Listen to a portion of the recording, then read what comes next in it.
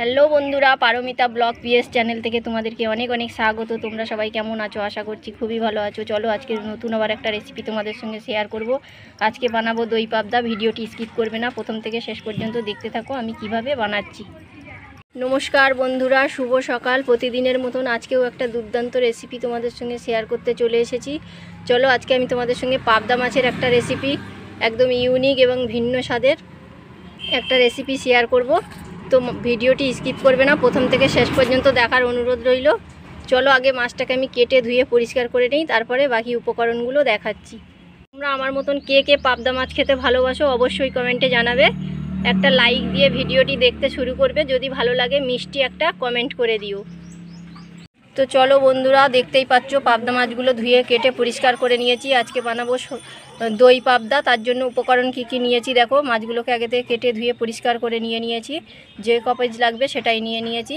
আর এখানে দেখো পোস্ত বাটা নিয়েছি, টক দই নিয়েছি, চিনি নিয়েছি, আদা বাটা নিয়েছি, আর ফোড়নের জন্য তেজপাতা, শুকনো লঙ্কা নিয়েছি। আর এখানে আছে গরম মশলা গুঁড়ো, লঙ্কা গুঁড়ো, নুন আর হলুদ গুঁড়ো। সমস্ত উপকরণ দেখিয়ে দিলাম। ভিডিওটি স্কিপ করবে না, প্রথম থেকে শেষ পর্যন্ত দেখার আমার সমস্ত বন্ধুর কাছে অনুরোধ রইল। আর এই দেখো উনুন ধরিয়ে নিয়েছি, উনুনে রান্না করব। এখানে ঠিকঠাক করে এখনও কিন্তু রেডি হয়নি, মা একটু একটু করে ঠিক করে দিচ্ছে উনুনটাকে। তো আমি তাতেই বানাচ্ছি আর কি, প্রচণ্ড রোদ্দুর। চলো চটপট রান্নাটা করে নেই। এগুলোকে আমি ম্যারিনেট করে নেব ভাজার জন্য।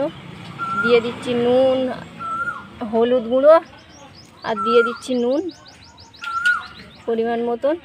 দিয়ে দেবো একটু সর্ষের তেল, কারণ এই মাছগুলো ফাটে, তো কিছু মাছ আছে কড়াই দিলে ফটফট করে ছেটকায় তেল, ওই জন্যে একটু সর্ষের তেল মাখিয়ে দিলে আর ছেটকাবে না, ওই জন্য। তা চলো নুন হলুদ আর তেলটা ভালো করে মাখিয়ে নিই। তো আগে থেকে কড়াটা বসিয়ে কড়াই সর্ষের তেল দিয়েছি, আমি রান্নাটা সর্ষের তেলে করব, ওই জন্য মাছ ভাজার জন্য তেল দিয়ে দিয়েছি। তেলটা গরম হয়ে গেছে, প্রথমে একটা মাছ দিয়ে দেখি।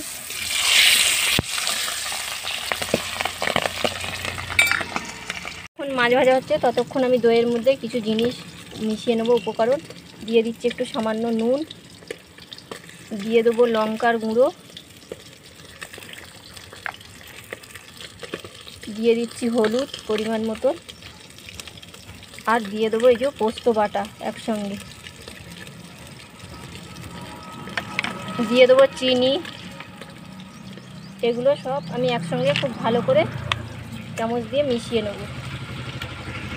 তো আমি সমস্ত মাছগুলোকে লাল করে ভেজে তুলে নিয়েছি, আর এই তিনটে ছিল এটাকেও ভেজে নিয়েছি, হয়ে গেছে, আমি নামিয়ে নিচ্ছি। আর এই দেখো দইয়ের মধ্যে সমস্ত কিছু মিশিয়ে নিয়েছি। এই যে চলো এই মাছ ভাজার তেলের মধ্যে ফোড়ন দিয়ে দেবো। এখন প্রথমে আমি তেলের মধ্যে একটু নুন দিয়ে দিচ্ছি, ভয় লাগে তেল ছিটকানোর, আমার আঙুল পুড়ে গেছে, মুখও পুড়ে গেছে মাছ দেওয়ার সঙ্গে সঙ্গে, এমন তেল ছিটকেছে। এই যে দিয়ে দিচ্ছি তেজপাতা, শুকনো লঙ্কা ছিঁড়ে দাও তো মাঝখানে, আর দিয়ে দিচ্ছি শুকনো লঙ্কা, দিয়ে দেবো এই আদা বাটাটা, দাও।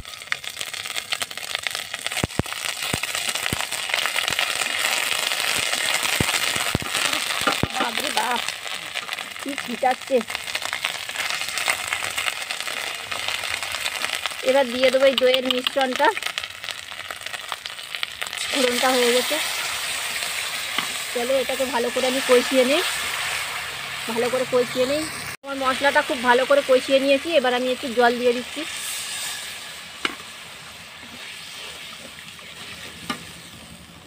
বন্ধুরা দেখতে পেলে কত সহজে খুব সাধারণ মশলা দিয়ে অসাধারণ একটা রেসিপি তোমাদের সঙ্গে শেয়ার করলাম। ঝোলটা খুব ভালো করে ফুটে গেছে, এবার ভেজে রাখা মাছগুলো আমি ঝোলের মধ্যে দিয়ে দিচ্ছি। এটাকে আমি একটু নাড়িয়ে চাড়িয়ে মিশিয়ে দিই।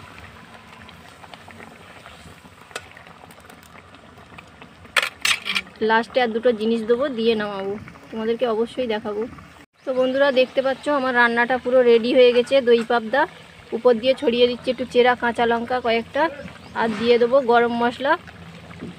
এই যে দিয়ে দিচ্ছি গরম মশলার গুঁড়ো, এটা বাড়িতে গরম মশলা ভেজে গুঁড়ো করে নিয়েছি আমরা। দিয়ে দিলাম গরম মশলার গুঁড়ো, সমস্ত কিছু মিশিয়ে নিয়ে আমি নামিয়ে কমপ্লিট করে তোমাদেরকে দেখাচ্ছি। তো বন্ধুরা দেখতেই পাচ্ছ আমার দই পাবদা পুরো রেডি হয়ে গেছে। কেমন লাগলো অবশ্যই কমেন্টে জানিও। যদি ভালো লেগে থাকে লাইক শেয়ার কমেন্ট করো। যদি না আমাদের চ্যানেলটিকে এখনও সাবস্ক্রাইব করে থাকো খুব তাড়াতাড়ি সাবস্ক্রাইব করে ফেলো, পাশের বেল আইকনটিকে ক্লিক করে দিও এরকম ভালো ভালো রান্না সবার আগে পাওয়ার জন্য। আবার খুব তাড়াতাড়ি নতুন একটা রেসিপি নিয়ে তোমাদের সঙ্গে দেখা হবে। ততক্ষণের জন্য তোমরা সবাই ভালো থেকো, সুস্থ থেকো, সাবধানে থেকো। বাই।